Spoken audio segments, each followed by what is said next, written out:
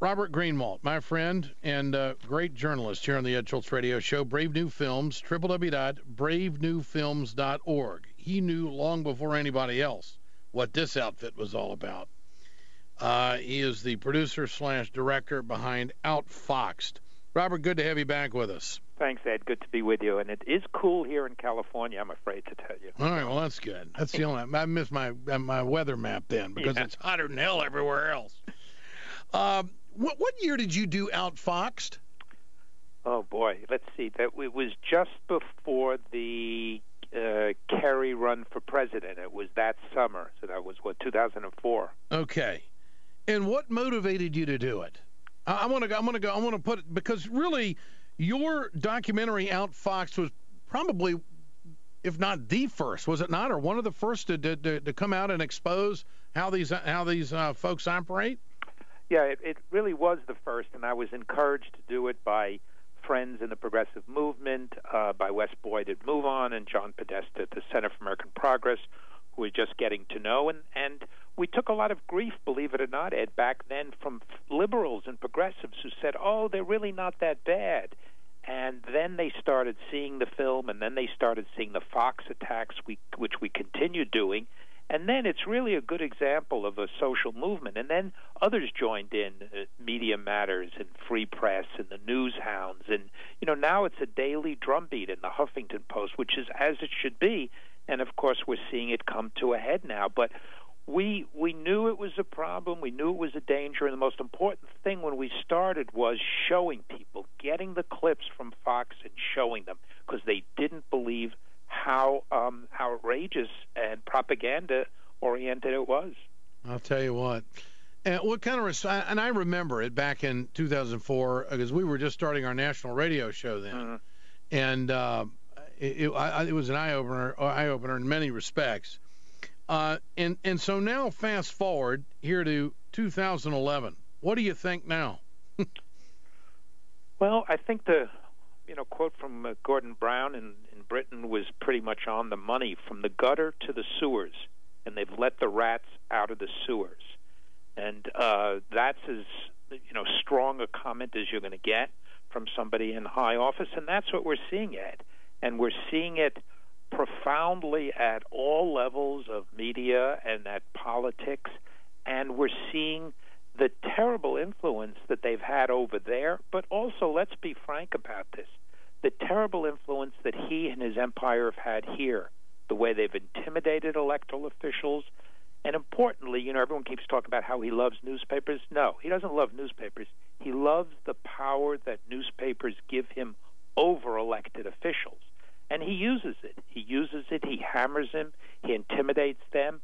Remember the Iraq War and the incredible role that Murdoch and every single newspaper played. And then, of course, in the Tea Party movement. They would not be there without Fox News being their communications division. And let's go back to the 2004 Bush re-election campaign and the challenger, John Kerry. Give us your insight on what you think could have happened, and maybe the influence that they had throughout the Bush re-election run.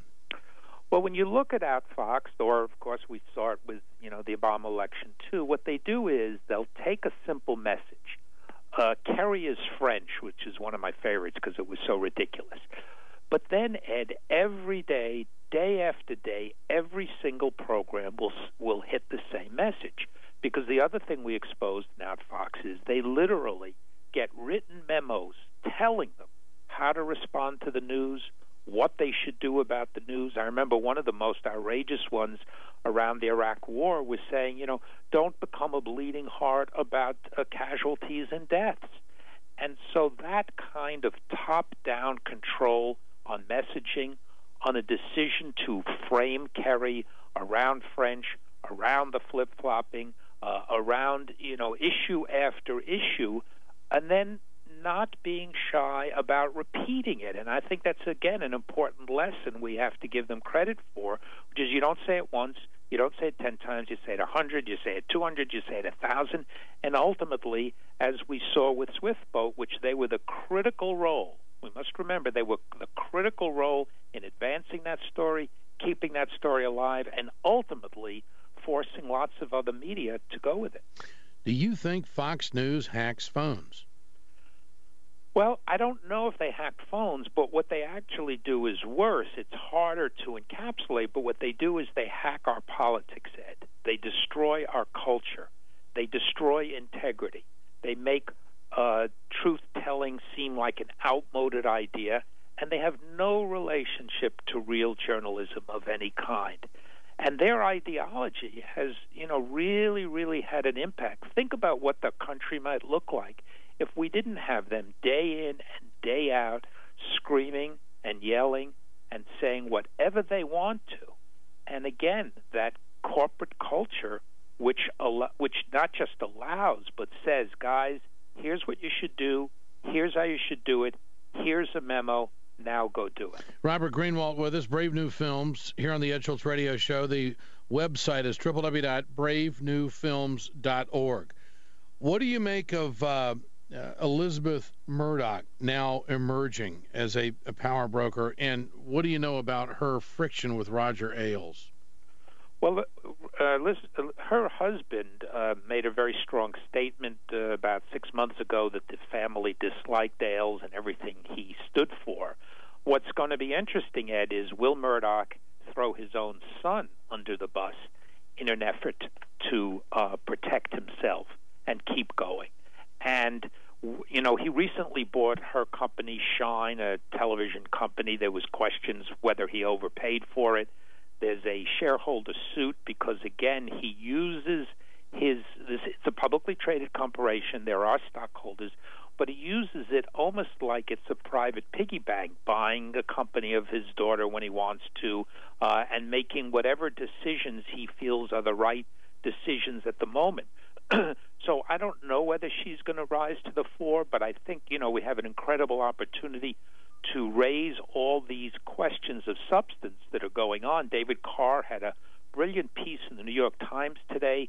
Murdoch has spent over $500 million paying fines that were directly related to corporate espionage and anti-competitive behavior in one of their major subsidiaries, News America, which does the inserts in newspapers. $500 million in How do you fines. keep track of that stuff? Isn't that incredible? I mean, he must be dealing with just boatloads of money. Yeah. Well, this is a corporation. We must remember this, to have $11 billion in cash on hand. $11 billion. So it puts a number on the size and scope, but we've never had a more important opportunity, obviously, to raise these questions and to raise these questions in our country and to make sure that there are a series of investigations around the illegal behavior, the hacking, other things that may be going on. Why is the board of directors at News Corp not doing anything about any of this?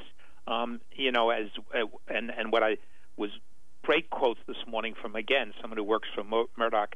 He talked about bedwetting liberals.